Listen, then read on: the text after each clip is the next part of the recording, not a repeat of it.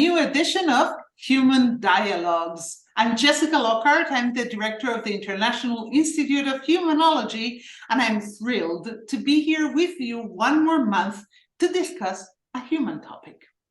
As you may already know, this month, the Institute is focusing on coaching. And we wanted to approach coaching from many different perspectives and to work on coaching from many different points of view. So to do that, we've organized a set of activities and events that you're invited to attend. And one of them is this interview that we're going to be holding today with a very interesting guest on this topic of coaching. The guest we have today is a professional coach who's going to be offering his perspectives on this wonderful technique or methodology, depends on the point of view, and he's going to be contributing with his ideas so you can have a clear idea of what this means, what coaching means, and what coaching represents. In order to discuss coaching in this program today, we're going to focus on the role of coaching in today's societies. And to do so, I'm extremely happy to introduce our guest for today, Christian Hofstetter. Christian Hofstetter is a leadership and team coach who ignites curiosity and drives transformation for leaders and teams. With a focus on connection, purpose, and sustainability, he provides organizations with the tools and structures to foster international change. Starting as an engineer, he quickly discovered his passion for working with people, which completely matches our Institute of Humanology, as I'm sure you all understand. Since 2017, he guided teams and organizations on agile journeys, honing his facilitation skills and empowering teams through liberating structures. As a certified coactive coach since 2019, Christian helped leaders at all levels uncover their purpose, foster self-reflection, and inspire meaningful action. He co-founded Team Booster, a conference dedicated to team development, and established the Liberators Network Swiss user group, a dynamic community for Scrum and liberating structures practitioners. To further amplify his impact, he's integrated organization and relationship systems coaching into his approach. In 2022, he also became a certified leadership profile coach, leveraging the leadership circle to enhance leaders' self-awareness and increase their overall impact. So, as you can see, we have a really heavyweight with us today for our Human Dialogues. I am really thrilled to invite Christian to join me in Human Dialogues. Hello, Christian, and welcome. It's an honor to have you in our show. Thank you so much, Jessica, for this nice welcome. Christian, for those who are watching this interview today, I would like to first get to know you a little bit as a human being. So I think you're Swiss, if I'm not mistaken, or at least you live in Switzerland, right? Yes. I'm as Swiss as it gets. Also from a character point of view. I live in the mountains, so I always explain in such ways like winter starts early and stops late. I have my own snowplow. Wow! It's like my childhood dream to own one, and I live next to the forest in a small house with my 2 kids and my wife, and it's not really far off from civilization, but it's like I love kind of this two-sidedness of kind of being on my own with my family and having no people around me. Very asocial from this point of view, but then again, actually my profession, also my passion is then to interact and kind of listen to people, speak with people, and it's probably the balance that I'm looking for. Wow. I have to ask, do you also have cows? Cows are like literally 20-30 meters away from my house. We have cats, but we don't have cows. Yes. And I have to ask you because I also live in Switzerland, and there's cows everywhere. For those of the people who are going to be watching this from abroad, it's a very typical thing to have cows here in Switzerland. So I just had to ask. So you are an engineer by training, but then your passion for people led you into becoming a coach. Engineering is mathematical, analytical, and very cold in a sense. Mm. But you're not the first engineer who became a coach that we've interviewed here. What was in your case what led you into this change of path? Oh, it's a great question, and like I would say the thing, I love to solve problem. I basically have for every problem a solution. It's not always a good trait as a coach. Something I'm trying to unlearn. But then at the same time, I just noticed like I've made so many great experiences working with teams on product development, where I felt like actually, I fixed this problem of, building a platform, bringing people together and finding, the best architecture to solve this challenge. But now the challenge was like, how can I scale this element of bringing people together so that they can actually then, solve the problem themselves, to scale it, right? So whatever the problem is in a corporate context. And I would say like this, hey, actually, check mark, on the bucket list, building a platform, highly complex environment. But like, what's even more complex than technology? It's human beings. Yes. I would say this is like the moment where I said, hey, actually, I want to work more with people. So it was more of a challenge then. I'm not like the person that is going after challenges. It was more like it was more intuition. Okay. It was more like, hey, there's something new, and it's more like, hey, there's something that I'm not as good at as I want it to be. Okay. And so then like one thing led to another, and got offered an opportunity, and I basically stepped into this role, I would say. And why coaching and not something else, like, I don't know, counseling or psychology? Or why coaching, not mentoring, not why? Like when the company I've worked in the past and still working for decided to go into a transformation, an agile transformation, they were looking they wanted to build this capability of agile coaching within the company. Actually, a very wise step from my point of view. And then I got trained in Stockholm, and then the co-leader, Lisa Atkins, she's a very inspirational human being in agile coaching. I don't know if you know her. She wrote books, and she has such a presence, just also as a woman leader. And she introduced this notion of like, hey, like agile coaching, and there's like professional coaching. And I was like, hey, professional coaching, agile coaching, isn't that professional coaching? And I got curious. I wanted to learn more about. And the other co-leader at the end of the training, I approached him, and it was Michael Hammond, and asked him, hey, Michael, tell me, how can I learn more about professional coaching? Tell me a place to start. And there he pointed me towards the CTI, the Coactive Training Institute, where he said, hey, that's a good starting point to see if this could be something for you. And coming back to your question, actually, I was never ever considering something else. It was like more an intuition. I had a hunch, like, hey, follow this red string, and yeah. Okay. It was. I guess I got lucky, but it was like the thing that popped up and seemed significant. And you fell in love with it. I definitely fell in love with it, and I actually, ever since I fell in love with kind of human beings in general, not in a romantic point of view, but more about like this beauty of human beings and what they are capable of. And being a parent, like I can see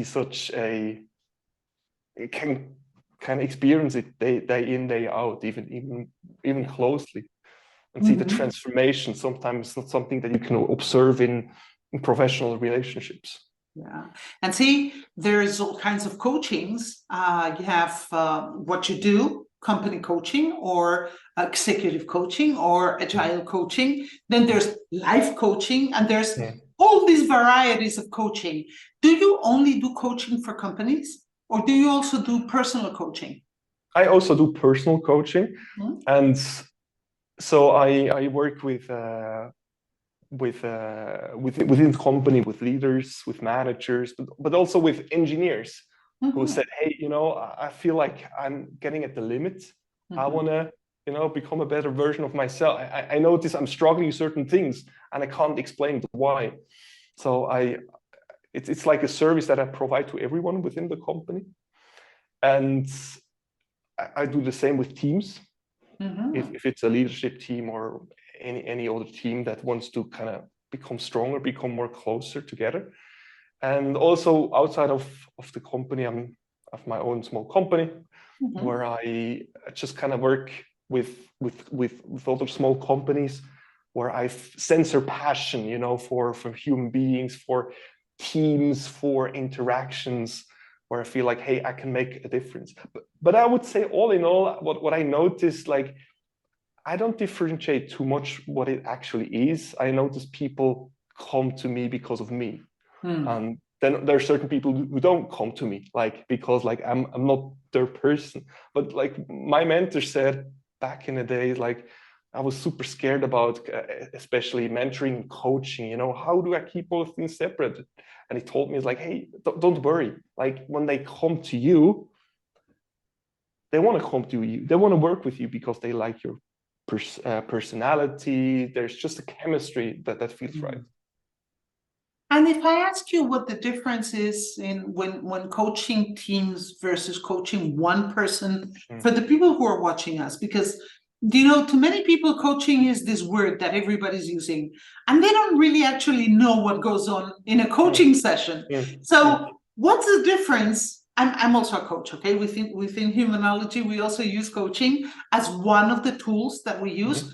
But of course, I want other perspectives and other opinions, and that's why I want to hear it from you. So what would you say are the key differences when coaching a single person versus coaching a team? I would say, if I would boil it down to a single difference, like, and something that I'm still unlearning as well, is like when we have a conversation together, I call you Jessica, right? I call you by your name. But if you coach a team, basically you address the whole of the team. So you would never single out somebody from the whole group, because like you consider it a system, a single entity with multiple entities within. So I would say this is the difference. Like you would speak with the team as it were a human being. Okay, that's very collection interesting. Of voices. Yeah. And what do you think is the role of coaching in today's society? Is the key question that we're addressing today, because coaching's experienced an incredible growth in these last 100 years. Incredible, from Socrates' times when he was actually born to today. Well, in these last 100 years, it's grown exponentially. But what do you think is the real role of coaching today? I've thought about this one in the past, and it's hard to come up with a single statement, but just kind of what comes to my mind is this kind of, people are searching for meaning. They're on a quest. And also the question, who am I? Why am I here? Why do I do what I do? They're looking for meaning. And it feels to me it's quite an individual quest. So I could go on and on about it, but like I try to make it short. It's like a quest for meaning, for personal meaning, but also of actually, what's going on, I would say. Well, yeah. If that is so, if it's something that helps people find meaning, why aren't there more coaches in schools helping children and teenagers find meaning? You know, I would expect then that to be prevalent everywhere. This perfect is spot on actually. The reason why I'm laughing is because like my kids go to the same teacher I went like 30 something years ago, and she actually she's as a teacher, she's also their coach. And she introduced this really short, like with kids, they don't have a long attention span, especially in first, second, third grade. And she introduced this coaching on a very positive point of view, 10 minutes, really short. And I was astonished, like, hey, this is such a great approach to work with kids. You know, we should do it more. And actually, this is also one of my personal quests. Like, how can I bring my expertise, my experiences that I've made with adults, and bring it back into school? And actually, I was like 2 or 3 years ago, I visited my youngest daughter in kindergarten, and the teacher allowed me to just design like an hour, 1.5 hour session with the kids. And I brought in elements that I use with adults. So I brought in Lego serious play elements, and I brought in liberating structures, and I combined it. And it was, I'm getting goosebumps. Like it was so great to see how they collaborate, how they come together, how they listen to each other, how they empathize, how they support each other, building kind of it wasn't easy what I asked them to do, right? But they came together, they helped them each other, and it was beautiful how they brought in their self into something combined, right? Or they brought into they built their own elements, their own solution. They combined all the solutions together, something big, and it was just beautiful to observe. And I want to do more of that. So if you have an idea, Jessica, how I can kind of bring this in, please let me know. I'm having many conversations around this topic actually, like, hey, how can I have an impact here? Yeah, that's something we're also working on at the Institute of Humanology. We think that humanology, including coaching, should be a compulsory subject matter in schools. We need to know ourselves. And we've always spoken about knowing ourselves, but now we have the tools to really get to know who we are. And it's about time we use them more extensively, I would say. So hopefully that will be part of the future of coaching, which was my next question. What do you think is the future of coaching, Christian? What do you think will happen with coaching? It's like when I said today, it feels more an individual quest of individual meaning. Like what it should become also when I look at the state of the world that we're in, and you can, there's some experts on this topic, like looking at Otto Scharmer and his perspective on the world, also being a member of ULab in the past, and that touched me deeply. It's like, hey, okay, like if we continue the way we go, then there's going to be somewhere an end, right? So it's just a matter of time and when, and not if. And what could help, or I believe, setting the environment for more community thinking, bringing people together. So rather it being an individual thing, kind of coming from own perspective or mind model, how can I become a better version of myself? Which is actually not, I'm not challenging and not criticizing this perspective, right? But it's one, but it's like, how can we become a better society? A more humanity, as I or better humanity. I was thinking, should I bring the term in? I'm not an expert on that. You're the expert, right? How can we build this community together, right? Yeah, because one of the things that we have also seen these last years is, unfortunately, like in every other profession, a lot of charlatans and a lot of people who are not real professionals who present themselves as coaches and have no real training, no real qualifications. And a lot of people have fallen for them and have been disappointed. So do you think there's going to be some kind of natural market cleansing happening that will take all these unprofessional people off the market so that the real professionals remain? Because in my experience, that's what usually happens with markets. In my previous life, before I became a humanologist, I used to be a simultaneous interpreter. I used to do conferences and translate at the same time. And but then I had some accidents and I couldn't walk anymore, so I had to quit.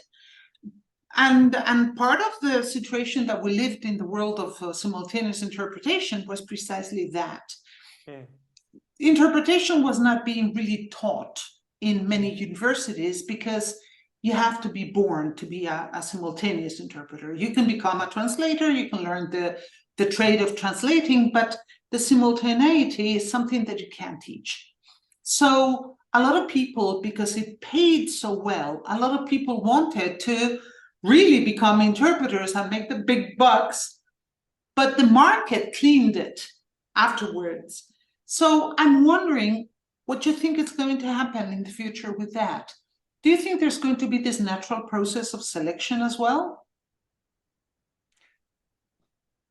So to directly answer your question, I would say yes, because like it's all about the human being, right?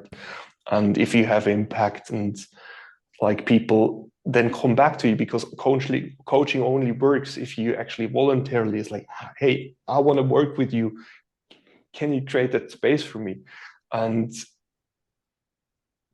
the thing is, you know, what is the charlatan? Because like what I also, when I kind of also looked into myself, like I saw some people working with some more esoteric things on where it's like, oh, it has really triggered me, right? And then I started to look at it and it's like, okay, like, why is it triggering me, right?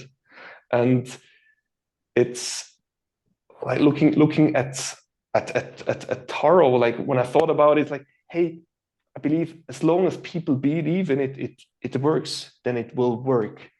So I actually never met a charlatan. Actually, all the coaches I worked with, they were like fabulous human beings. Like even in training, like every coaching moment that we had, it felt like I am open. I let myself being coached. I trust, and so yeah, like as long as you as a client basically trust your coach, then I believe it's still going to be impactful for you as a person. So yeah, this is my current thinking on it.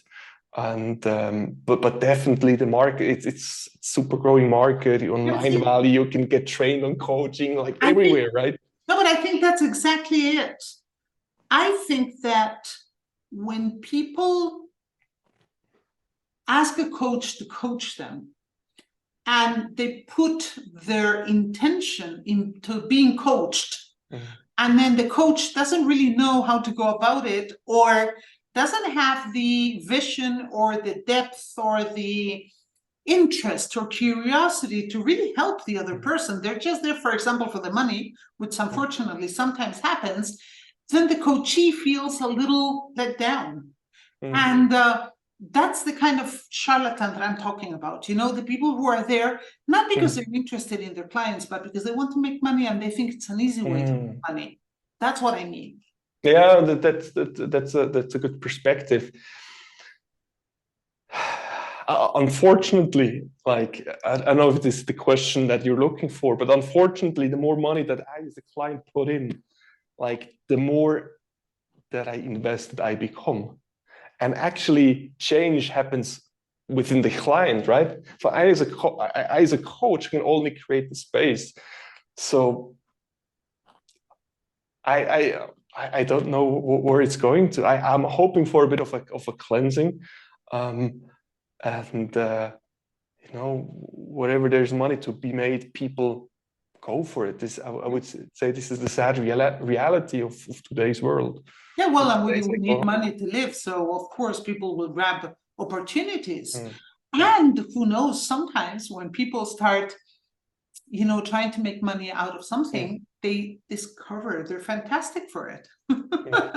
So, you can never tell. But I wanted your perspective on that because it's something that a lot of people ask us. They say, okay, seriously, like this is interesting because I've never kind of came around this question. I ask myself, like, am I a charlatan? This is a question that I went through in my own process. Like, hey, I call myself a coach, but like I'm still in training. Am I any good? So I don't know if you had this moment also yourself, like, where it's, hey, am I actually worth?